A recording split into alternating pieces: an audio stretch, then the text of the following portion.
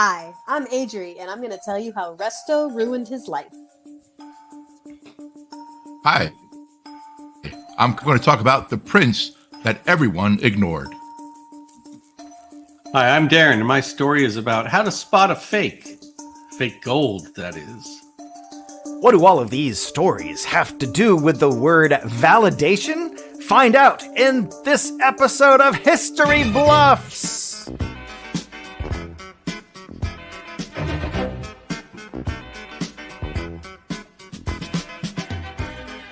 Hello and welcome to another episode of History Bluffs, where truth is stranger than fiction.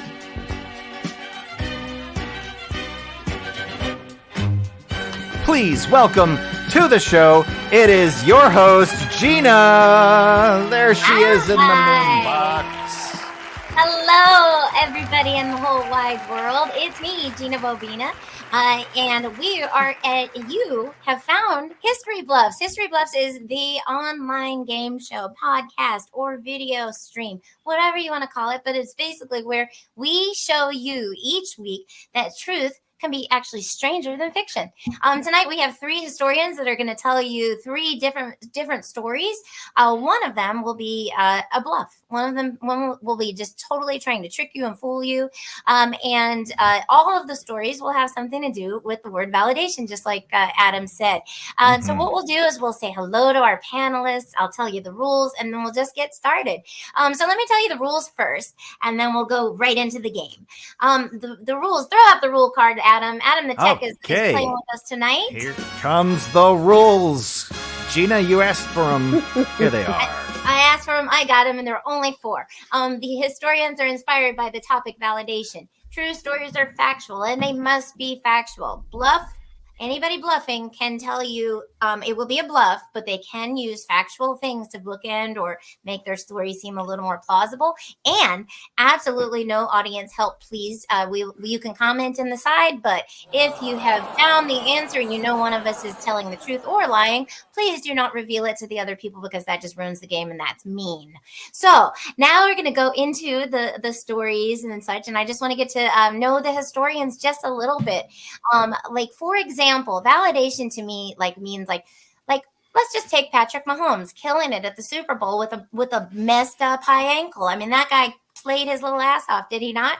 Chris, is there something in your life that somebody validated something for you that you didn't know or that you didn't expect or that was really interesting for you? For me, my most rewarding validation comes from little things that I do that I don't think some people necessarily would notice, and then they notice it, and it makes me just feel better. I love that. I really do. I will Like start your to hat. pay attention more if you would like, in case you're not getting that from me. No, I'm just kidding. We've been friends for years. I don't need to validate you anymore. Darren, I would love to ask your opinion. Darren, have you ever done something that made somebody else feel really good that you didn't know, that you didn't expect it, and you're like, oh, that made them feel good in their soul? No. Okay, that's what I thought. Okay, Adri. So I've also been friends with Darren, and I happen to know that that's true. So Adri, let's move on to. No, I'm really moving on to Adri. Yeah. Adri, if in your world, in your life, what is something that makes you feel good, that makes you feel validated? I really like it when I come across kids who have good manners. Oh, that's really sweet. Any particular reason why? Like, were you a shitty kid? No. I was top notch. Okay. Yeah, I just think it's really validating as a parent when you teach your child to say thank you without having to tell them to say thank you or please or open the door for older people. Like, I just really like that, and hope to be that kind of parent someday. Yeah, I hope you are too. I hope that That's you were. good.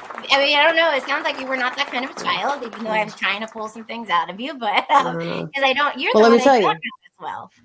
I What? keep trying to teach my dogs to say please and thank you, and they are not budging. So Yeah, I will tell you, if you do though, that you've got something. I mean, that's something even beyond validation. You got to tell that. Oh, yeah. Well, I love that. And then something that makes me feel valid is when people say, no, Gina, you don't have a funny voice, but they never do. And so we're going to actually now move into the show.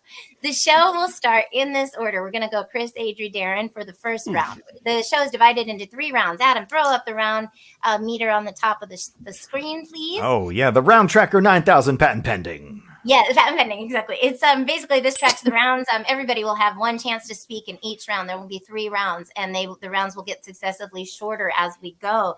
The first round will be 75 seconds, and Chris, your story somehow related to validation will start as soon as you get to the center square and hear the boom. Oh, that means we are beginning round number 1.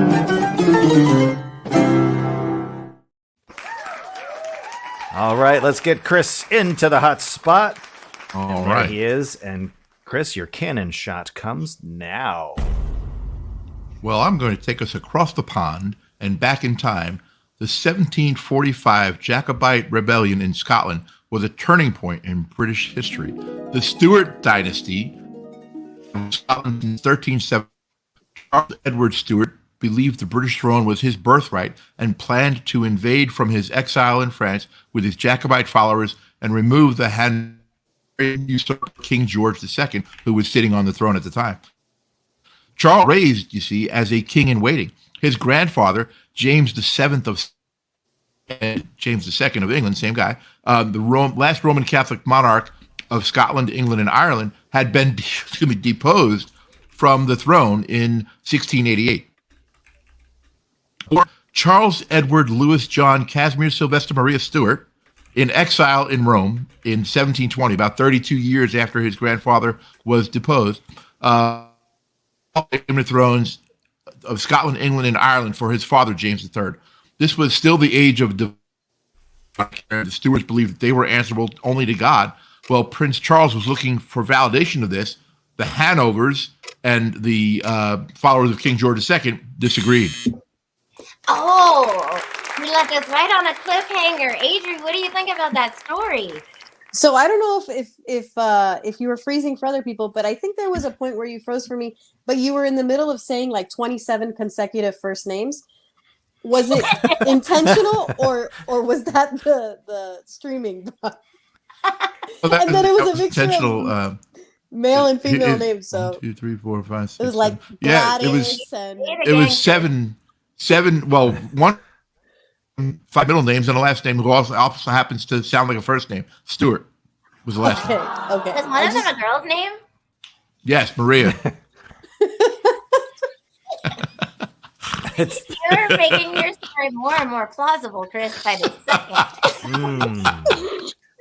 Adri, were you finished, or did you have more? Because that was a great episode. That's all I needed to know. Darren, what are your thoughts about Chris's attempt at a story? Well, I hate to support a person who's a potential bluffer, but Chris is just showing off at his knowledge of all the names of someone more popularly known as Bonnie Prince Charlie. Yes. How did you know that? Darren's so smart. I mean, that's amazing. But you are supporting his story right now, as does the TV show Outlander. Okay, so now we're going to go. I mean, this is true. So our second historian this evening is going to be Adri. And Adri, we would like to start your story at the boom. Okay. All right, get ready. The boom is coming. Here we go. All right. So my story is titled "How Resto Ruined the Resto His Life." And the way I got to the story was validation led me to valid, led me to invalid, led me to scandals, which led me to the ridiculous story of Louis Resto. Louis Resto was a Nuyorican boxer in the 1980s with a promising career filled with many ups and downs.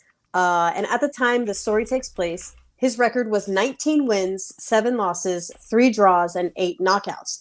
That's relevant because the 8 knockouts really isn't that much, which means he didn't have a powerful punch. He wasn't known for just having like a rocket of an arm. He was known for like his endurance and being able to stay in the fight and wearing down his opponent. On this particular day, his opponent was boxer Irish Billy Collins. And he had an even brighter future. At the time of the story, he had 14 wins, 0 losses, and 11 knockouts, which means he had a more powerful arm and he was expected to win this fight. He was considerably better than Resto. The fight took place on June 16th, 1983 at Madison Square Garden. And straight out of the gate, Resto was knocking Billy Collins out of the gate. And I'm going to continue with that story in round 2. Okay. So in terms of the story back then, this was 1963. Is that when you said it was? 1983. 1983. I'm so sorry about that. That's Yes. very cool. And this man, I like your clever use of the do transition. That was really good. Made your story incredibly intellectual, and I appreciate that. Chris, what are your thoughts about that? To me, well, yeah, it was a pretty. I mean, just like I used several names for Bonnie Prince Charles, she used about 7 connecting words to get to her inspiration for the story. So kudos Yes. for that. Thank you. But I actually am from New York, and I was in New York in the 80s. So I'm trying to think back if I remember Resto or Collins. So I'll think about that and I'll get back to you. Yeah. Ooh, Wow. so he's reserving the right to vote. I see that. I'm trying to remember his memory there. Good luck with that, Chris. Darren, I wanted to ask of your thoughts for Adri's story. I know nothing about boxing, so I'm tricked either way. I'm very suspicious about this character named Irish Billy Collins, as to make sure he's not confused with like German Billy Collins or Russian Billy Collins or Egyptian Billy Collins or something. Yeah. Like, that just seems like an unnecessary qualifier for someone named Billy Collins. I did Yeah, not have And any just so you know, he was actually from Nashville, Tennessee. Oh God. as are many Irish people. Yes. Yes. Well known for its Irish roots, the Tennessee. Yes, the Nashville people, very much. So that is Adri's first part of her story. So we will see the rest of her story in the ensuing rounds, which leads me to Darren. So Darren gets to tell the first part of his story whenever the boom happens now. Okay, here it comes. Okay, dear listeners, with all the uncertainty in the financial world financial markets today, like recessions and the price of eggs, it's natural to search for investments that are safe and certain. And throughout history, even going all the way back to the pharaohs of Egypt, there's one asset that financiers have coveted above anything else. And of course, I'm talking about gold. It's the subject of pretty much every Hardy Boy mystery book and 2 Nicolas Cage cinematic masterpieces, National Treasure and National Treasure 2, Book of Secrets. But here's the thing about gold, because gold is so valuable and so sought after, gold is one of the most faked items there is. So if, say, you're like the president and somebody gives you a supposedly solid gold toilet, how do you know if you're just getting fool's gold or a toilet with lead in the middle or just white porcelain spray painted with gold spray paint? So fortunately, there's many ways to spot fake gold and validate that it's real, as there are ways to make fake gold. So in the next segments, I'm going to tell you how to spot fake gold and not get ripped off. Okay. Okay, well, so his time's up now. I want to know how to spot fake gold before I'm sitting down to take a pee. I'm just saying that out loud. Chris, your thoughts, please. Certainty in investing. Nothing is certain in investing. And any respectable investor knows that going in. There's risk. It's inherent in investing. And then, National Treasure and National Treasure 2. Those are the movies you're wow. Spotting fake gold is not the only thing that we'll have to spot in this round. And as well as the entire canon of Hardy Boys mystery books. I feel like I lost a little bit of respect for Darren's story when he referred to those as cinematic masterpieces. Oh.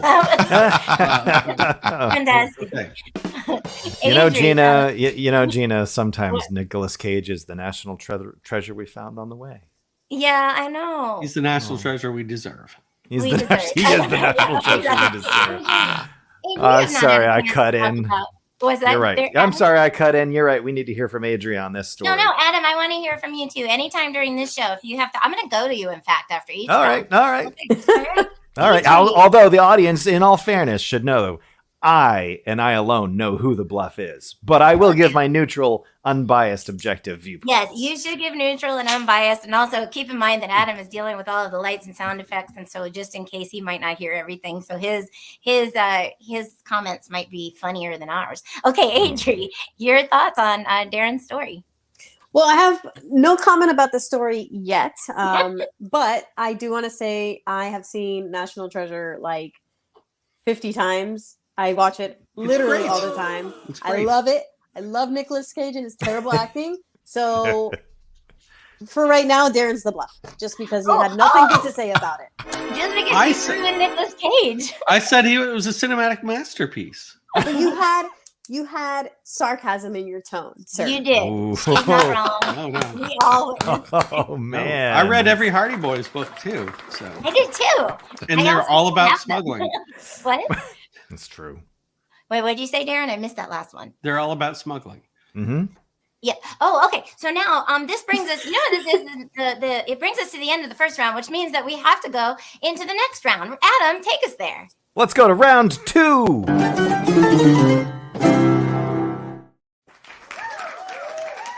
Yay, and the stakes couldn't be higher because what we're going to do now is we're going to shorten the amount of time that they have to tell their story, which really only affects you guys in the listening. No, I'm just kidding. They have to go faster. And so now I would like to now also make the order a little bit different. So we started that first one with Chris, and now we're going to start with Adri. Adri, bring us home with your round 2 of your story. Okay. Or at least halfway home. Here we go. So straight out of the gate, Resto shocked the crowd and the commentators with the power of his hits that was having a really big effect on Billy Collins. Like instantly he started welting up. His eyes started getting super swollen. He was bleeding, like the whole nine. Collins struggled to stay on his feet, but lasted 10 rounds. And when the fight ended by unanimous vote, they voted that Resto had won the fight. After the fight, Resto went over to Collins' corner, was giving him a hug. He gave him a kiss, just real good sportsmanship stuff. And he went to go give Collins's trainer, who was also his dad, a handshake. And when his dad grabbed the glove, he felt that there was padding missing. So immediately he called the commissioner over. He's like, Commissioner, like there's padding missing from this glove, which is an unfair advantage. So basically when Collins was getting hit, he was basically getting bare knuckle hit, which was affecting him, and it threw off the whole game. I will tell you the rest in round 3. Oh my gosh, that would make a difference because those things are giant. Like if this is my hand, this is how big a glove is. Like they're ridiculously giant. So that would be mean. So, the reason for that is because the padding kind of absorbs a lot of the power of the strike, and it's for the safety of the boxer to be hit with padding versus bone, basically. Yeah, wow. Oh, so wow. Okay, Chris, what are your thoughts? Well, the first thought in my head was Vito DeFurro, who was now in the 80s for taking a beating and staying there and staying up and getting, not being able to be knocked down. So I suspect if Billy Collins, Irish Billy Collins, as Darren pointed out, is made up, I think he went to Firmo because I in a fight and get just battered, and he never went down. So I suspect so far it's false, if this is a bluff, that Vito Antuofermo is the inspiration for Irish Billy Collins because Vito Antuofermo is Italian. Oh, so he's throwing in you might be using a misdirection real thing with different names. Oh, I love it. Darren, what say you? I'm actually, as I'm listening to this, I'm just very interested that you didn't do a story involving Rocky with a name like Adri. Yo, Adri! Oh man, I get that a lot. That's great. It's right there. I mean, might be the reason why I really like boxing movies and stuff. I watch all of them. Are you saying, Adri? Are you saying that's your way of getting validation? So Darren, AU, will you go at this point now? Oh my God, you did that. You did that. Wow. Thank you, Gina. I'll go. All right. Okay. All right, Darren, here we go. Round 2. Okay, so probably the most famous method of determining if gold is real or not was invented by Archimedes. The story goes that King Midas had just bought a new solid gold crown, presumably using whatever the ancient Greek equivalent of Etsy was. And then he gets some buyer's remorse and starts thinking it's a fake. So he calls up court favorite Archimedes, who walks in, dripping wet from the back bathtub, because, when the king calls, you don't stop to dry off. And Archimedes takes the crown with him, fills the bathtub back up to finish his bath, and he accidentally drops the crown in the bathtub, and boom, he discovered buoyancy. And he figures that a fake crown isn't as heavy as a real crown, and when hardly any water comes out of the tub, he knows it's a fake. And so the next thing you know, the goldsmith gets the worst punishment the Greeks had, which is a 1-star review on Etsy. Nah, I'm just kidding. He got beheaded. Oh, that's not. Oh, no. If the crown was heavy, that meant it was real? Wait, say that again? Correct. So a fake crown wouldn't be as heavy as a real crown. And it didn't push out as much water. So he knew it was a fake. Oh, wow. Chris, what do you think? I think I remember part of this story on a Saturday morning cartoon when I was a kid, and I the same age, and he remembers this story too, and he's repackaged it to fit this show. Oh, well, I mean, that's a smart way to go. If it was famous enough to be on TV, why not for this show? But does that make it a bluff? It could be. Adri, what do you think? I'm heavily distracted by things like equivalent to ancient Greek's Etsy and the references to National Treasure. I just feel like there's a lot of fluff going on. So I'm sticking with Darren as my suspicion. I agree, Adri. And it's not the crown that's heavy. It's the head that wears it. We all know that. So, I mean, we got to move, though. We got to move through to the end of the round. And we have one more person who is not Gina, yet. wait. What? Wait. I just want to retell the phrase court favorite Archimedes. I don't know why that one got me. Yes, court favorite Archimedes. All right. The reason he was favored is because he just skipped his baths to do whatever the hell Just they want. picture these old guys like, hey, it's Archimedes. It's our boy. Okay. I mean, they're all walking around naked back then. Well, that's true. I like the detail. You know what? That does lend either credibility or pokes holes in your story that you knew the detail that he had gotten out of the bath. Like he got out of the bath, didn't dry off. Didn't dry off. Detail. Like he knew it was right there and there. No, nobody have the artistic fact- license anymore. Oh, Archimedes bath time.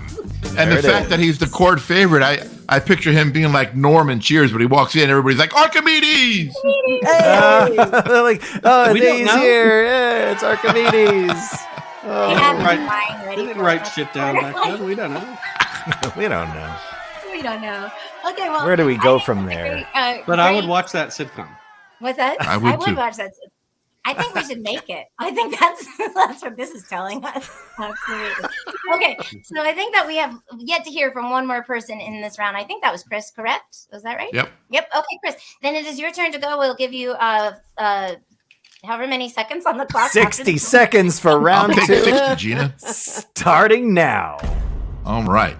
So, Charles's father, James III, who still believed himself to be king, that regent, and he authorized Charles to act for his father in all things. So, Prince Charles secretly wooed donations from Scottish and Irish Catholics, known as Jacobites, and sought to raise an army to fight the House of Hanover, who William II of England was from the House of Hanover. So, however, the Scottish Parliament at that point had already agreed to adopt William as their king in favor of Charles's father, James, who was in exile because they got land and all that.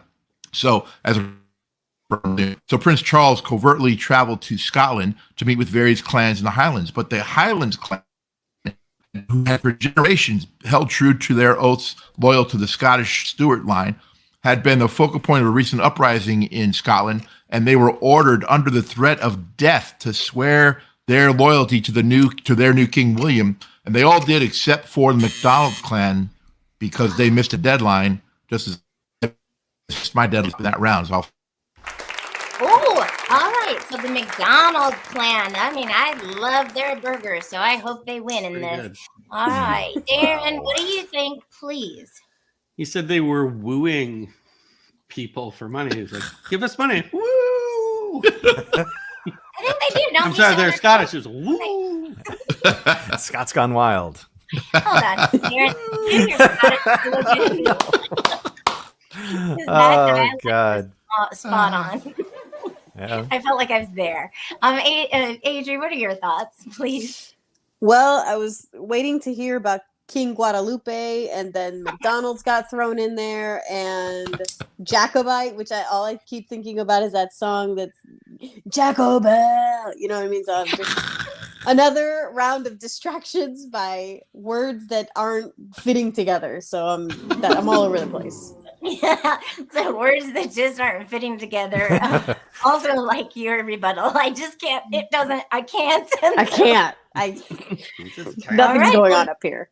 That is a lot going on. That much stuff indicates to me that we are finished with round 2, which leads us into Adam. Round number 3. Yay! Now this is the best round of the show because this is where it all comes together. And at the end of this, you get to vote who you think is telling the truth and who you think is bluffing. So I'm going to start in the order that we didn't at the start. So Chris, have you gone first yet? I don't think so. yes, right? I have. Oh, you did go first. Darren, that would mean you get to go first I have this not round. gone first yet. That's right. No, I know, right? That's why it's you. So feel free to go at the boom. You get 45 seconds. Okay, so the Archimedes method is cool, but it's kind of hard to carry a bathtub around with you. And so you can do something much easier and safer. You can carry acid around with you.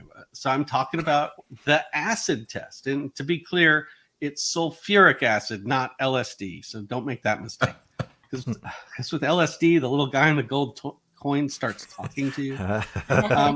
So with the real acid test, you put a drop of concentrated sulfuric acid on the gold coin. And if it's real, nothing will happen because gold is a noble metal. It doesn't react with things.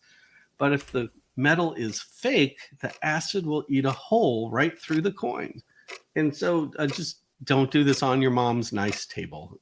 I've learned that lesson the hard way. So what you're saying is that's why kings wear gold crowns, because it's a noble. You said it, I didn't. Okay, good. Chris, your thoughts? Well, I think Darren's story of the acid test doesn't pass the smell test. Ooh. It does smell pretty bad. When the chemicals- Sulfuric acid does smell, yes. Oh, look. Hey, Adri, what about you? What do you think about that? Because we know exactly what Chris thinks. Well, I think it's interesting that on his first example, it was as easy as dropping in a tub. Who doesn't have a tub? But then on his second example, it's hard to argue that because who has sulfuric acid to test the theory out? So He's carrying that around. You carried a bathtub around there. Yeah. I was like, all right, Adam, what do you think? Oh, geez. I think this is a golden opportunity to really hold it. I'm so sorry. Give yourself a trombone. My God. Oh, yeah, I'm sorry. Oh, my God. Tech Adam, don't meddle in our show. Oh, that's a good one. I like that one. I think, Guys, yeah. there's some facts we need to iron out. Oh, Ooh. Oh, there it, God. man, this is heavy. This is Pretty dense going stuff. downhill fast. Sure is. So now it's our turn to move on, and we're going to go to Chris for this next round. So you can tell us your last round of your story as soon as the boom starts. All right. So, with less money and fewer men than he had hoped, Charles decided to move forward anyway. The whole plan culminated in 1746 at the hands of the Duke of Cumberland, who commanded the Hanoverian. Scottish rebels were soundly defeated. Charles fled to Rome in disgrace. Prince Charles lived for another 42 years after the defeat at Culloden, but he was never support for any further attempts to reclaim the throne. Not only that, but his own father, who he was fighting for, and his brother eventually pledged loyalty to the House of Hanover. Spoke to that again. and he never got the validation to his perceived birthright to the throne. So this man lived 42 more years. He did. He did. Where did he? Like in exile or something, or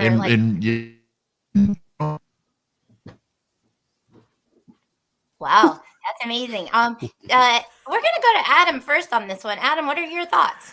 Well, the only thing I know about the Cumberlands are the farms, and I go often, get some unleaded, and maybe a sweaty hot dog from the Rollers. That's all I know about the Cumberlands, and to me, that lends all the validity Chris needs. Yes, Chris's story is true. Adam said it. Adri, what are your thoughts? Well, I'm currently reading Prince Harry's book called Spare, and I think Chris is too, because he referenced pretty much everyone in that book. So I don't know who's bluffing anymore. I'm confused. I'm a confused lost soul. That's all I got. Adri, pouring it out right here, all vulnerable and stuff. I'm a confused lost soul. Darren, your thoughts? Well, I didn't hear anything about men wearing skirts or sheep, and those are, pretty much in any story about Scotland. But mostly he talked about Culloden, which I think he meant Culligan, which are the people who make water, like the big jugs. But you can also get at Cumberland Farms. Yeah, that's right. Yeah, you totally. Yes. Or you could also put sulfuric acid in them. Was that? Oh. Yes. Not in a drink it. That's what makes them unleaded. So that is really interesting. I don't know if it's true or not, so we will learn something at the end. And so we go to our last player for the last round of the last part of the show. And that will be our friend Adri. Adri, take us home. All right, here we go. All right, lots to cover. The commissioner came over. He removed the gloves. They impounded the gloves and then did an investigation. When they opened it up, they did in fact find that there was padding missing. But on top of that, they found that the glove had been filled with plaster, which then turned into basically concrete. So on top of not having any padding, Billy Collins was basically getting hit with concrete fists. Resto was banned from boxing. He was arrested and charged with assault, criminal possession of a weapon, which his gloves turned out to be a weapon, and conspiracy. He served 2.5 years in jail, and his trainer, his name was Panama Lewis. He was actually the person that orchestrated all of this. He denied it until he was dead, and Resto eventually, after 25 years of denying it, said that he knew the whole plan, and he confessed and apologized to the family. The family never accepted the apology. Oh my God. So like 30 something years before Inflategate, we had Concrete Gate. Oh my God. This is crazy. Darren, your thoughts? Panama Lewis? I'm supposed to believe that. I mean, I get it. It would be very well. No, he's really from Panama. Panama Lewis. But, he's just like Irish Billy. I mean, Irish Billy and Panama Lewis. Yes. And Panama Jack. And they're telling me they exactly Panama Jack makes much more sense. But they impounded the gloves. Oh, come on. Oh my God. Chris, I'd like to hear your take on this because you're a sports aficionado, at least as far as history of bluffs is concerned. True. Yeah. Similar to Darren, I can't get past the nickname Panama Lewis. Just if it was like Panama Lou or Panama Louie, Panama Lewis, it seems like really casual and very formal, and they just don't gel well together. Kind of like Adri's 3 rounds of stories. Oh, yes, because I think it is Panama Louise.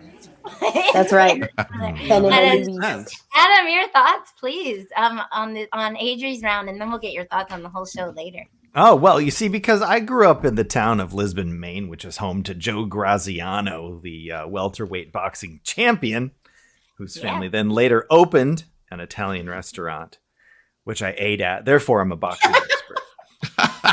Naturally. And I think this very much echoes the drama of the boxing world. This is a lot of factual basis. I mean, boxing is drama. Live fighting attracts drama. That is a fact.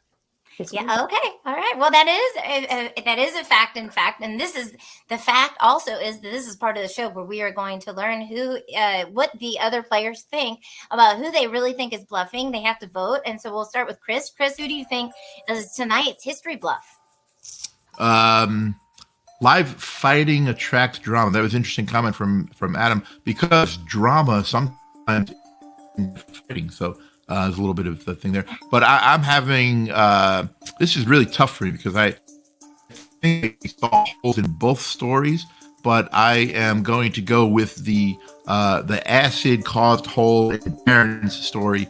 I think the sulfuric acid just went right through the validity of his story, and I am going to say that Darren, in my opinion, is the bluff. Ooh, that was a searing testimony. Let's see what Adri has to say. Wow. For the first time since I've been on the show, I am truly stumped. And I'm basically just going to eeny, meeny, miny, moe it and go with Chris as the bluff. Ooh, she didn't even finish it. She didn't even know. We don't even know. But Chris has one vote. Darren has one vote. Darren, what do you think? I mean, be truthful. Don't give it to Adri just because that would make for interesting shows. It would just, Well, I'm giving it to Adri because I feel like there was more factual info about boxing in Adam's discussion than in her entire story. Oh no! I mean, Joe Graziano. Now there's a boxer. Oh, yeah, he was good. Oh, that was like a big punch in the face with concrete. No, I have no idea if he was any good, Adam. But I was like, that's a boxer name if I ever heard one. Yeah, I mean, it's just a boxer name, Adam. I mean, I know you know, but if you were just listening, unbiasedly, didn't know, who sounds like they're BSing? Oh, well, the other thing about boxing in the world of live fighting, it is full of drama, but it is also full of amazing, outlandish names and stories of intrigue, and you could hide a bluff very easily within those weeds. Mm-hmm. So that would be the one that sticks out if I had to say that non-biasedly. Okay, so if you had to pick and you didn't know ahead of time, that's who you would pick. If I had to pick and I don't know ahead of time, I would have to say that I think that Darren did it because I think he changed probably one teeny weeny detail, and it's a kind of acid. But I don't know. So we shall see. Because right now actually, I'm going to step out of the feed because Adam is the only one who knows, and he's going to tell you right now. That's true. All right. All right, I've got my 3 historians lined up to find out, was the bluff tonight Chris? Was the bluff Adri? Or was the bluff Darren? I will reveal that the bluff this whole time tonight has been Darren!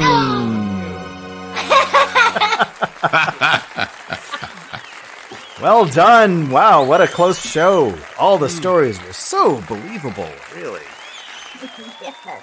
Oh man, Darren, that was good. Was it just the one little change, or is the whole thing like I did change the acid, but also the way buoyancy works is the reverse of the way I described it. A fake crown would actually displace more water. Oh, so Darren tricked us all tonight. So and Darren had the least. I picked That's him. Right. Chris voted for him. No, he I did. think Darren had the least amount of votes aside from Chris. But I had no votes, and neither did I. I'm just kidding. I did. So there was. All right, Gina wins. What's that? You win. I know. Isn't that great? Oh, no, hey, thank you Gina so won. much. I feel like I learned something cool. I feel like now I don't have to watch Outlander anymore. Like all the things. Thank God. Thanks so much for coming. Adam, take us away. Take us home. Thanks, everybody in TV. All right. Oh, Gina, thank you so much for hosting. And I'll tell you what, this has been History Bluffs. We're here every week. Tune in, and you're going to learn something. You'll also learn his bluffing. See you then.